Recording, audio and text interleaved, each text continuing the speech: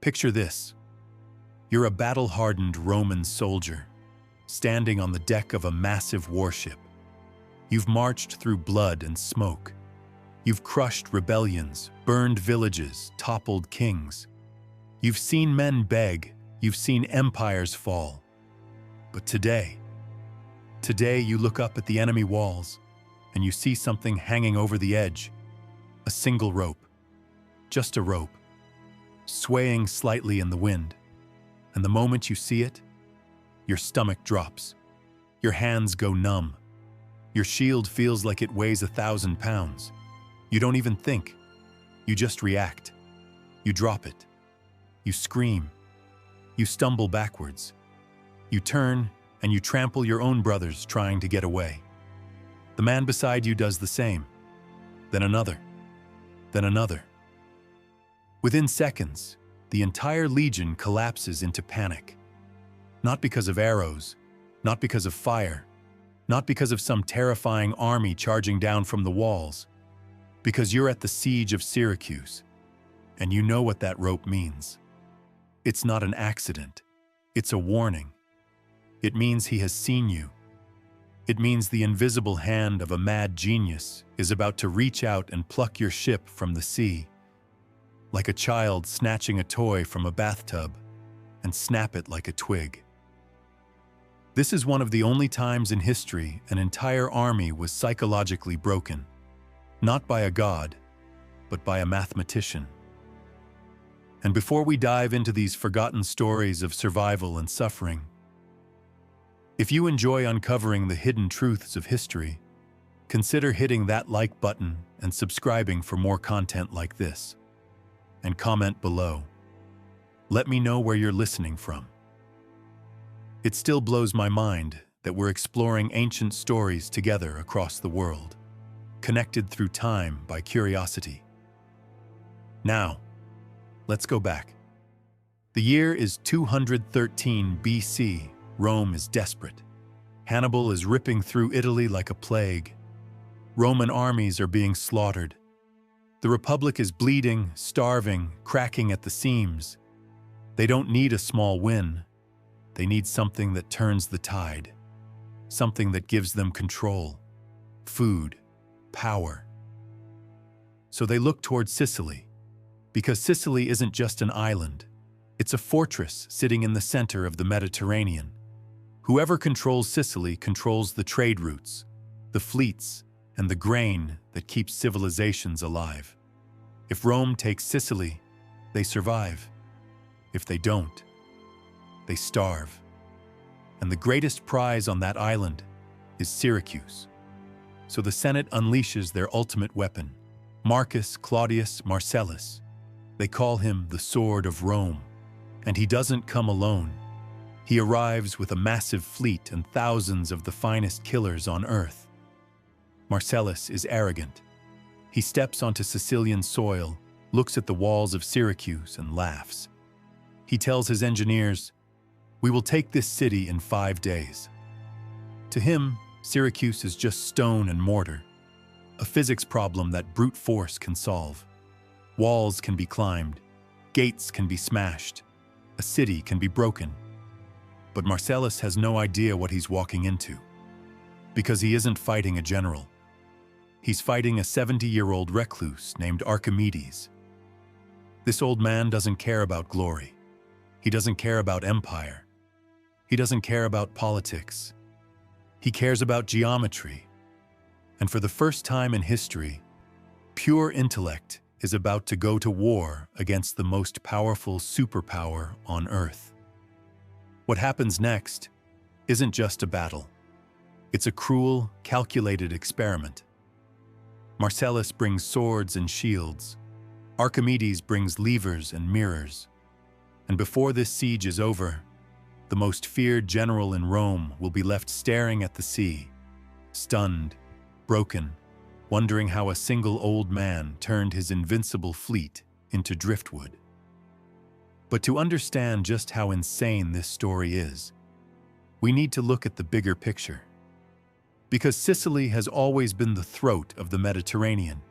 It's a stepping stone between Europe and Africa, fought over for centuries like a piece of divine real estate. Whoever holds Sicily can choke off trade, starve enemies, feed armies, launch invasions. For Rome, Sicily wasn't a luxury.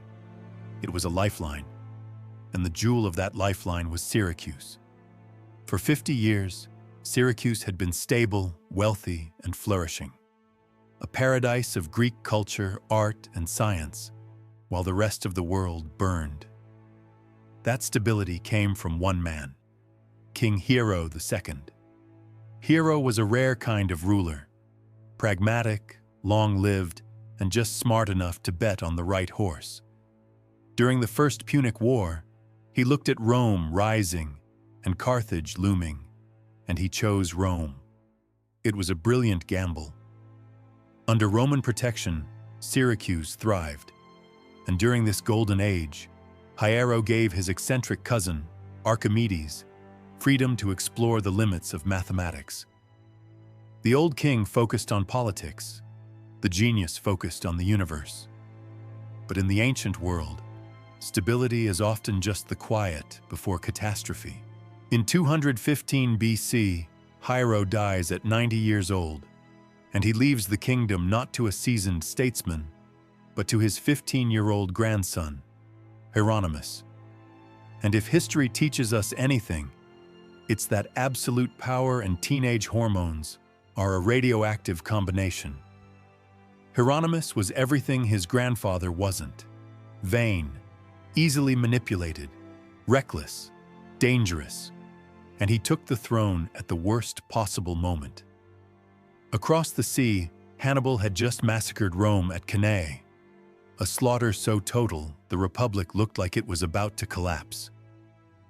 Hieronymus looked at the reports and saw Rome bleeding, dying, weak. And he saw Carthage rising, so listening to whispers from anti-Roman courtiers. The boy king made a fatal decision. He broke the alliance with Rome and pledged Syracuse to Carthage. It was arrogance, mixed with fear, mixed with youthful stupidity, and the consequences were immediate. Pro-Roman supporters inside the city were purged, executed. Syracuse, once Rome's loyal friend, became an enemy base right on their doorstep. To the Roman Senate, it wasn't just betrayal, it was a knife in the back, while they were already fighting for their lives. They couldn't let it stand. But Hieronymus never lived long enough to see the full war he started. His reign was so brutal, so short, that after just 13 months, he was assassinated by his own people. But the damage was done. The Carthaginian faction seized the vacuum, slaughtered the remaining pro-Roman families, and slammed the gates shut. Syracuse was now officially at war with Rome. And back in Rome, the Senate didn't hesitate. They dispatched Marcellus to Sicily with one mandate: secure the island by any means necessary. Marcellus didn't want to destroy Syracuse. He wanted to plunder it. He knew the city was loaded with Greek art, gold, and slaves. He saw it as a quick cash grab, funding the desperate war against Hannibal. So when he marched his legions toward Syracuse, he expected surrender. After all, the Syracusans were Greeks, merchants, philosophers, artists, not warriors. He had the numbers. He had the ships. He had battle-hardened veterans craving revenge. Marcellus looked at Syracuse and saw only stone. He didn't realize the walls weren't just walls. They were part of a machine. Because for decades, King Hero had been pestering Archimedes to turn abstract theories into practical defense. And Archimedes listened, quietly, patiently, building something the Romans had never faced before. The stage was set. The diplomat was dead. The boy king was murdered. The city was sealed, and the Roman war machine was coming. The golden age of Syracuse was over. The age of iron was about to begin. To understand the sheer absurdity of what happens next, We have to respect the enemy approaching Syracuse. This wasn't some ragtag militia. This was the apex predator of the ancient world, Rome at full strength. And at the head of it stood Marcus Claudius Marcellus, a man who practically embodied Roman aggression. In a culture that worshipped warfare, Marcellus was a living legend. Years earlier, he had achieved the highest honor a Roman commander could ever earn, the spolia opima, by killing an enemy king in single combat and stripping the armor from his dying body. That wasn't just victory. That was mythology. He was brutal, he was pious, and he was relentless. They called him the Sword of Rome for a reason. He didn't just defeat enemies, he broke them. Marcellus brought the full weight of the Republic with him. On land, the legions marched like a machine, thousands of heavy infantrymen moving in lockstep, trained to kill efficiently and build efficiently. Romans didn't just fight wars, they engineered them. They could build roads, bridges, forts, entire camps overnight. But the real terror came from the sea. Marcellus commanded a fleet of 60 quinqueremes, huge warships with 5 banks of oars, packed with marines itching for battle. The horizon itself would have looked like it was filling with wood and sails, and Marcellus wasn't relying on brute force alone. He brought his own terrifying invention. The Romans had constructed a siege engine called the sambuca. Imagine a massive wooden ladder, wide enough for 4 men to run up side by side, mounted on a hinge between 2 warships lashed together. Using pulleys and sheer muscle, this bridge could be raised like the arm of a giant, and then dropped directly onto the enemy battlements. It was an engineering masterpiece. It was imposing. It was terrifying. And it had never failed. So when the sun rose over Syracuse in 213 BC, the scene must have felt apocalyptic. Roman sails thickened the horizon. The ground trembled with marching legions. And inside the Roman camp, the mood wasn't fear. It was professional impatience. To Marcellus, this wasn't survival. It was cleanup. Yes, they'd heard of Archimedes, the famous mathematician, the old man who drew circles in the sand. But in the mind of a Roman general, geometry was a party trick. Philosophy didn't stop a gladius. Math didn't stop a siege tower. Marcellus was so confident he allegedly joked to his officers, looking at the sambuca engines and then the city walls. "We'll drink up the sea and wash away the defenders." He staged a 2-pronged assault. His legions would attack the hexapolon gate on land, while his fleet smashed against the sea walls of Acradina. Hammer and anvil. No escape. Logic dictated Syracuse would fall within the week. The order was given. The trumpet sounded, low, mournful, echoing off limestone cliffs. The oarsmen began rowing. The sambuca towers rose into the air, casting long shadows across the water. And the Roman war machine lurched forward, loud, confident, inevitable. They were about to knock on the door of the smartest man who ever lived. And they had no idea he was waiting. The Roman fleet surged forward, oars churning the harbor into white foam as the quinqueremes raced toward the seawalls. The plan was flawless. Ships carrying the sambuca moved in pairs, aiming to slam their bridges down onto the battlements and flood the city with marines. The soldiers on deck braced, shields locked, eyes fixed on the limestone parapets. They expected arrows. They expected stones. They expected the usual chaos of a desperate city. But what they got was worse. They got mechanical precision. As the ships entered range, the walls of Syracuse seemed to come alive. Massive wooden beams, hidden behind the fortifications, swung outward on swiveling joints. At first, they didn't even look like weapons. They looked like the skeletal arms of some buried titan reaching out over the sea. Hanging from the ends were heavy iron grappling hooks, some shaped like eagle talons, others like giant tongs. Confusion rippled through the Roman decks. What was that? Before retreat could even form as a coherent thought, the claw of Archimedes dropped. Operators inside the city released counterweights. The iron talons plunged down with terrifying speed, smashing through decks, latching onto prows, biting into timber. The sound was horrifying: splintering wood, snapping beams, men screaming. And then the physics took over. Inside the walls, oxen or teams of men pulled on the other end of those giant levers. Because leverage is a cruel kind of magic.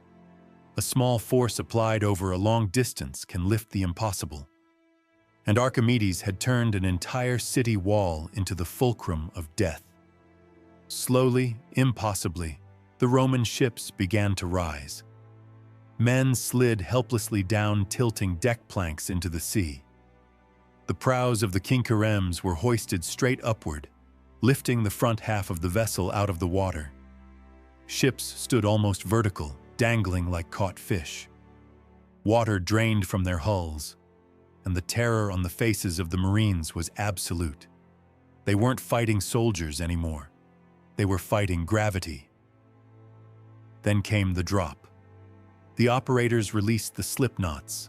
The claws let go, and the ships, weighing tons, slammed back down into the harbor from a devastating height. Keels snapped. Boards shattered. Water flooded in. The Sambuca towers, Rome's pride, exploded into splinters. The harbor became a graveyard of wood and bodies, and even the ships that tried to stay back weren't safe, because then the rocks started falling. Archimedes had calibrated his catapults to fire stones weighing up to 10 talents, roughly 600 pounds. But unlike ordinary catapults, these were accurate. They punched through decks like fists through paper, crushing men and machinery alike. It wasn't battle, it was slaughter. Marcellus watched from his command ship, stunned into silence. He saw his invincible fleet being picked apart like toys in a bathtub. He had come to fight a war. Instead, he'd walked into a killing machine built by a geometer. And then, just when the Romans thought the nightmare was over, the sun joined the fight. The surviving Roman ships pulled back, battered and leaking, to what they believed was a safe distance, out of range of catapults, out of reach of claws. They bobbed in the midday heat, crews exhausted, trying to understand what had just happened. And then, a strange phenomenon appeared on the walls. Not a machine, a light. Blinding, concentrated, unnatural. According to later accounts, Archimedes had instructed his men to polish bronze shields to a mirror finish, or perhaps constructed a large central mirror surrounded by smaller adjustable plates. He arranged them like a parabolic curve, catching the Mediterranean sun and focusing it into a single beam. The legend says the beam struck the Roman fleet. First, the wood smoked. Then pitch, the tar used to waterproof hulls, bubbled and caught fire. Suddenly, ships weren't just burning. They were erupting, a death ray. And panic detonated across the Roman decks. The Romans, already traumatized by giant claws, now believed the gods were raining fire upon them. Now, we have to pause.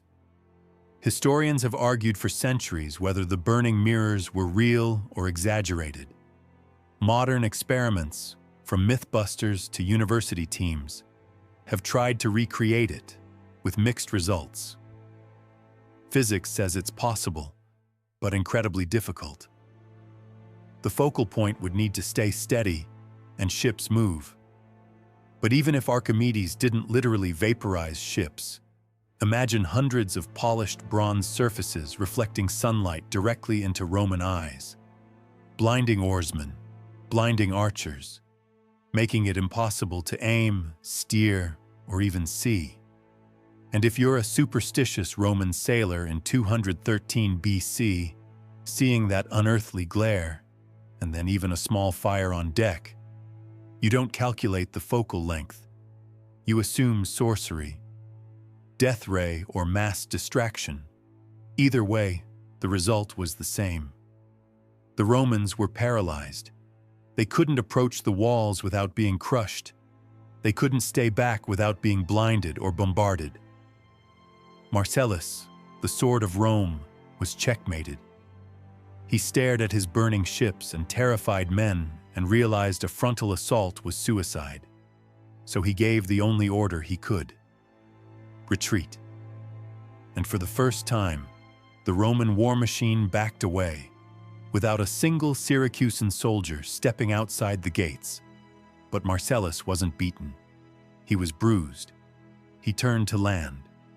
He ordered an assault on the Hexapolon gate, convinced Archimedes' madness couldn't cover every inch.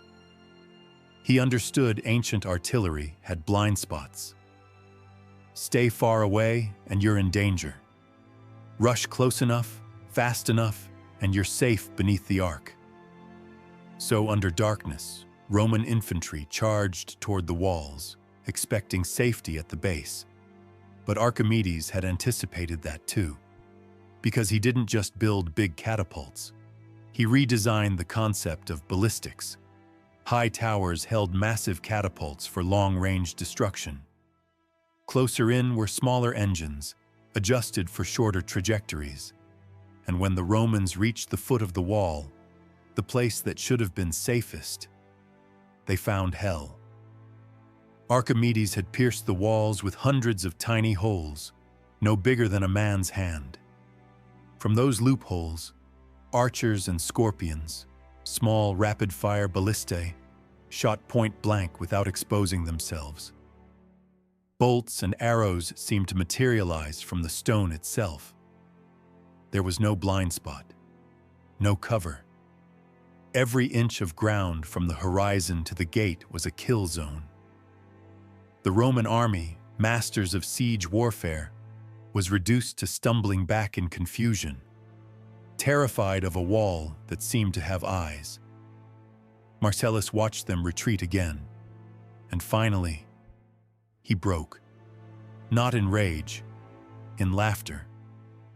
Plutarch records him looking at the shattered engineers and saying, "Shall we not stop fighting this geometrical Briareus, who uses our ships as ladles to toss water and outdoes the 100-handed giants of mythology?" It was an admission. The sword of Rome couldn't cut through pure genius. Marcellus called off all assaults.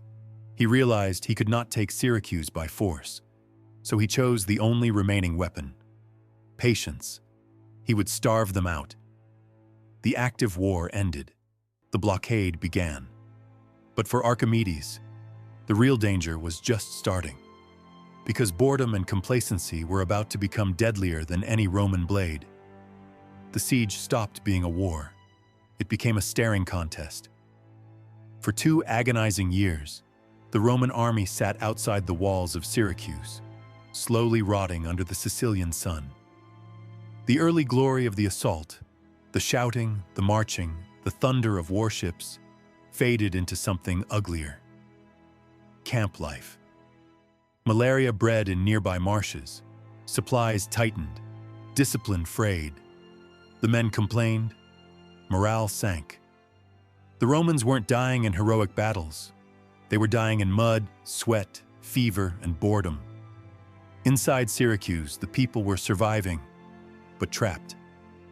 The blockade was a slow strangulation, but thanks to stored grain and the impossible walls, the city began to feel confident. Maybe too confident. They had repelled the greatest army on earth. They had Archimedes. They believed they were untouchable, and as the Greeks themselves knew better than anyone. Hubris is always the prelude to tragedy. Marcellus, meanwhile, hadn't given up.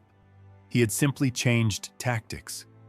If he couldn't break the walls, he would study them.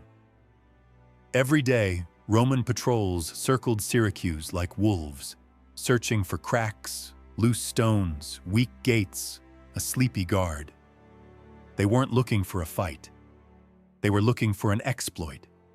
And in the end, the breakthrough didn't come from a battle. It came from a conversation. In 212 BC, a prominent Spartan exile named Demipus, staying in Syracuse, was captured by Roman ships while trying to slip through the blockade. Syracuse wanted him back. Rome was willing to negotiate. So both sides agreed to meet at a neutral spot near the Troilus harbor, a section of the wall perched above rocky cliffs. It was considered a low-risk area, quiet, forgotten. During the negotiations, while diplomats argued about ransom and politics, a Roman soldier, some sources say a centurion, others say Marcellus sent engineers, wasn't listening to the words. He was watching the wall. Specifically, he was counting bricks. It sounds ridiculous, but this was forensic engineering. The Roman observer noticed something subtle. The wall here sat on uneven ground. He estimated the height of the stone blocks, the thickness of the mortar, the number of rows. He did the math, and what he realized was deadly. This section of the wall was lower than the rest. From the sea, the cliffs made it look towering and unreachable, but from the narrow strip of land where they stood, it was accessible. More importantly, it was exactly the right height for standard Roman scaling ladders. The main walls were too tall. The ladders couldn't reach. But here, they would fit perfectly, a design flaw hidden in plain sight. The Syracusans had grown complacent because of the cliffs. They assumed the terrain was defense enough, so they didn't bother building higher. The Romans returned to camp not with a treaty, but with a measurement. Marcellus listened to the report. The sword of Rome finally had a target, but he couldn't attack openly. If Syracuse saw them coming, Archimedes' machines would awaken, and the massacre would begin again. He needed a distraction. He needed the city drunk, blind, and careless. And fate, it seemed, was finally ready to smile on Rome. A deserter from Syracuse brought news to the Roman camp. A great feast was approaching, the festival of Artemis. The deserter explained that while food was scarce inside the city, wine was abundant. For 3 days, Syracuse would drink, dance, and celebrate their goddess. Soldiers and civilians alike. They would be loud. They would be distracted. They would be drunk. Marcellus looked at the ladders. He looked at the wall measurements. He looked at the calendar. The math had been done. The date was set. Archimedes' genius had kept the door shut for 2 years, but the carelessness of a drunk sentry was about to unlock it. Night fell over Syracuse, a night dedicated to Artemis, goddess of the hunt. But inside the city, nobody was hunting Romans. They were hunting oblivion. After 2 years of siege, rationing, and fear, the people of Syracuse finally snapped. They needed release. They needed escape. And when the wine casks were opened, the city didn't just drink, it drowned itself. Music flooded the streets. Laughter echoed through alleys. Guards staggered, civilians danced. Watchtowers, the eyes of the city, grew heavy and shut. Even sentries on the crucial northern walls, convinced they were safe behind cliffs and Archimedes' machines, abandoned their posts or passed out where they stood. They felt invincible. They forgot they were at war with Rome. Outside, in the pitch-black silence, there was no music, only the sound of waves and the suppressed breathing of 1,000 hand-picked Roman soldiers. Marcellus selected the elite, Scalers, men with nerves of steel and hands like iron hooks. They carried shields, swords, and specially measured ladders constructed in secret from the brick-counting report. They approached the Troglus section of wall in total silence. This was the most dangerous moment. If one man slipped, if armor clanked against stone, if a drunk guard glanced down, the alarm would rise. And if the alarm rose, Archimedes' machines would wake up and Syracuse would become a slaughterhouse again. The first ladder touched stone, then the second, and the Romans climbed. Picture it, 1,000 men clinging to a cliffside wall, suspended between the black ocean below and the enemy city above. Above them, muffled, the festival continued, the sound of celebration literally saving Roman lives. The first legionary reached the parapet. He pulled himself over, gladius in hand. No challenge. The tower guards were asleep, surrounded by empty flagons. Their throats were slit before they even knew the city had been breached. It wasn't a battle. It was a quiet execution. One by one, the northern towers were secured. The Romans moved like ghosts, taking fortifications from the inside out. No torches, no cheering, just silent motion. Their objective was clear: the Hexapolon Gate, the main entrance from the north, a fortress within a fortress. If they could open it, the siege was over.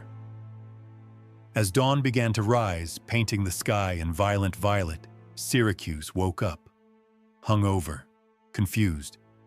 The music had stopped, and then the sound came. Not roosters, not markets, Roman trumpets, hundreds of them, blasting from inside the walls. The Hexapolon Gate groaned open. The hinges, shut tight for 2 years, gave way, and through the archway poured the rest of Marcellus's army. The legions flowed in like a flood of iron. Citizens stumbled into streets, rubbing their eyes, only to see the nightmare standing inside their city. Panic was instant, absolute. The jewel of the Mediterranean had fallen, not to a superweapon, but to a ladder and a bottle of wine. Marcellus rode through the gates and looked up at the conquered city, and history tells us he wept. Maybe he wept for glory. Maybe he wept because he knew what was coming. Because in the brutal logic of ancient war, a city that resists a siege is not entitled to mercy. And so, the sack of Syracuse began. The fall of Syracuse wasn't a battle. It was an atrocity.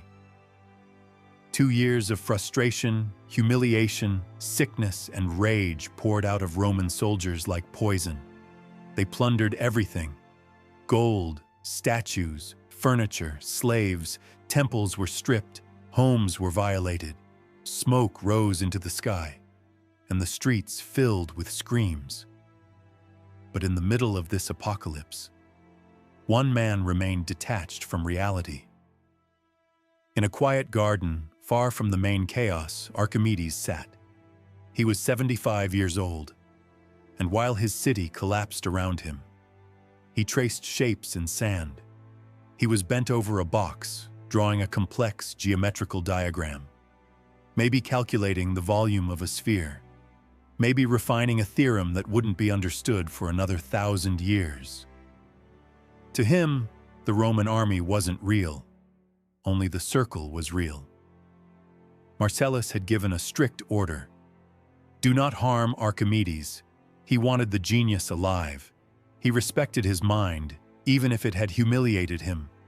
He wanted to bring Archimedes to Rome, as an advisor, a trophy, maybe even as proof that Rome could conquer brilliance. So soldiers were sent to find him, to protect him, to escort him. But fate is cruel. A Roman infantryman stumbled into the garden, a nameless grunt. He didn't recognize the greatest mind of the ancient world. He just saw a stubborn old man ignoring him. The soldier barked, "Get up! Come with me to Marcellus." Archimedes didn't even look up. He waved dismissively, eyes fixed on the sand. And he spoke words that would echo through history. Noli turbare circulos meos. Do not disturb my circles. It was the ultimate statement of a scholar. Your war is temporary. Your empire is dust. But this truth in the sand is eternal. Step back. But the soldier didn't care about truth. He was blood-drunk, adrenaline-fueled, insulted, and in a flash of impatience, he drew his gladius and struck. No duel, no dramatic moment, just iron. Archimedes collapsed onto his own diagram, his blood washing away the circles he died to protect. When the news reached Marcellus, he was devastated. He called the soldier a murderer and banished him from his sight. He ordered a solemn funeral, honoring Archimedes with the rights of a noble. He even sought out Archimedes' relatives to offer protection and apology. But it didn't matter. The mind that held back an empire was gone. Rome conquered the body of Syracuse, but in one mindless stroke they destroyed its brain. The siege ended. Rome secured Sicily.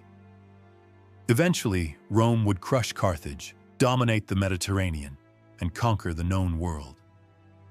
But Archimedes' death left a scar. Marcellus carried guilt for the rest of his life. And after Syracuse, he returned to Rome not just with gold, but with an obsession with Greek culture. As Horace later said, "Captive Greece took captive her rude conqueror. Rome had the swords, but Syracuse had the brains, and history has a terrible habit of forgetting." Fast forward 137 years. The year is 75 BC. A young Roman official named Cicero arrives in Sicily. He asks the locals to show him the tomb of Archimedes. And here's the shocking part. They don't know where it is. They deny he even had a tomb. In less than 2 centuries, Syracuse forgot the man who saved them. Cicero didn't accept that. He remembered hearing of a tomb marked by a sphere and a cylinder, so he searched through the overgrown graveyards outside the Agrigentine gate, hacking away weeds and thorns. And there it was, a small column, nearly buried, topped with a stone sphere and cylinder. Cicero cleared the brush and stared at the weathered shapes, a silent connection across time. The greatest voice of Rome paying respect to the greatest mind of Greece. Cicero later wrote that Syracuse would have known nothing of its most ingenious citizen's monument if he hadn't found it himself. So what's the lesson?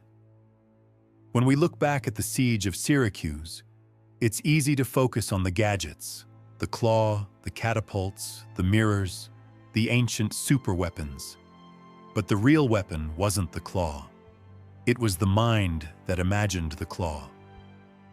Archimedes proved that one person, armed with the laws of physics and the courage to think differently, can hold back the tide of inevitability. And he leaves us a warning.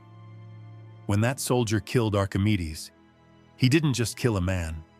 He tried to kill a way of thinking. He chose violence over understanding. In our modern world, surrounded by technology that often feels like magic, it's easy to become like that soldier, rushing forward, eyes fixed on conquest, trampling delicate circles of truth in the sand. Syracuse fell, Rome fell, but the geometry remains. The lever still works. The sphere is still perfect. And somewhere, in the quiet corners of history, Archimedes is still working, asking us not to disturb his circles, but to understand them. Thank you for watching. If you enjoyed this deep dive into the siege of Syracuse, check out my other videos on ancient warfare right here. Don't forget to subscribe and ring the bell so you never miss a lesson from the past. And I want to ask you, do you think the death ray was real? Or was it propaganda to explain fear? Let me know in the comments. I'll see you in the next one.